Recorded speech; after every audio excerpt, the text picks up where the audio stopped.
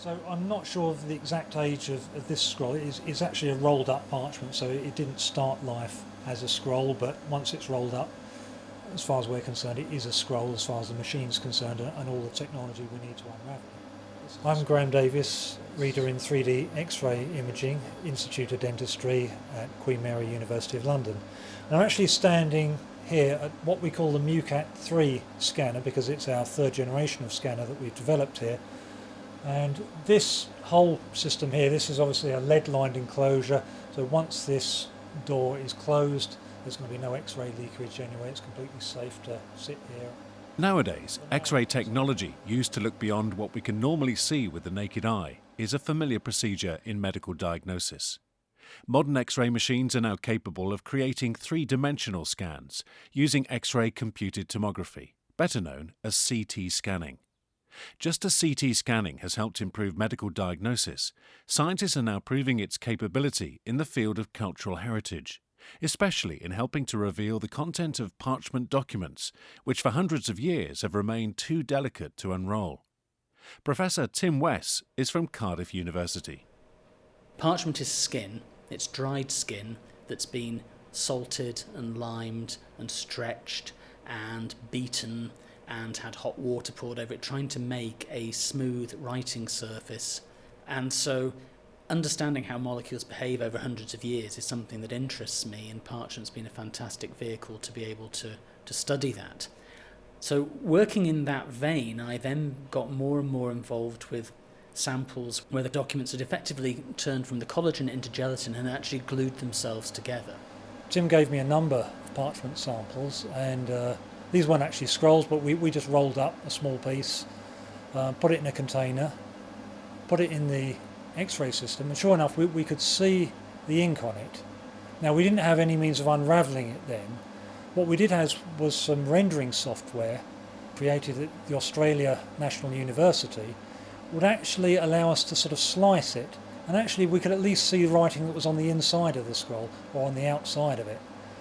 And it looked so good that when we sent it to Tim, he thought this was some kind of mock-up, and I had to say to him, no, this is actually reconstructed from X-ray views of it, and he was quite impressed then, as was most people who'd seen it. So, that's what really got the ball rolling. Once the first pioneering 3D scans were completed, the School of Computer Science at Cardiff University used computer modelling to present a flattened view of the documents, allowing a researcher to read what was on them, an exciting prospect for all concerned.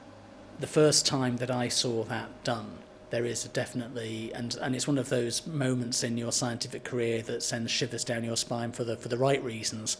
And seeing a flattened out document that we could all stand, I remember us standing out and we could all read it. And then handing that to the paleographer who can then go and interpret that and say what the impact of that is in terms of history is a wonderful opportunity to have, and it's great to be part of that chain. The moment clearly proved to be a significant turning point for historians and archivists and their ability to access historical information, with literally thousands of historical documents locked away in archives the world over, now available to the research community. The support that we got from archivists who said, if this can be done, then it would actually revolutionise the way in which archives and difficult to access documents at archives could be, history could be recovered from in a way that we don't actually know what some documents, the information on some documents, we can have a guess at what they contain, but if we can actually reveal that, it once again resets the priorities of how we might store them. This innovative use of X-rays and three-dimensional microtomography to give us an unparalleled glimpse into our hidden past is not just a case of simply detecting the iron particles contained in medieval inks. What makes the technique stand out from other methods is the unprecedented high contrast resolution it provides to clearly distinguish between ink and parchment, meaning text is much clearer and therefore readable. The discovery has also proved beneficial back in the departments that first developed the technology. In relation to the human eye, for example, high-contrast X-ray microtomography has the potential to help ophthalmologists investigate problems relating to glaucoma.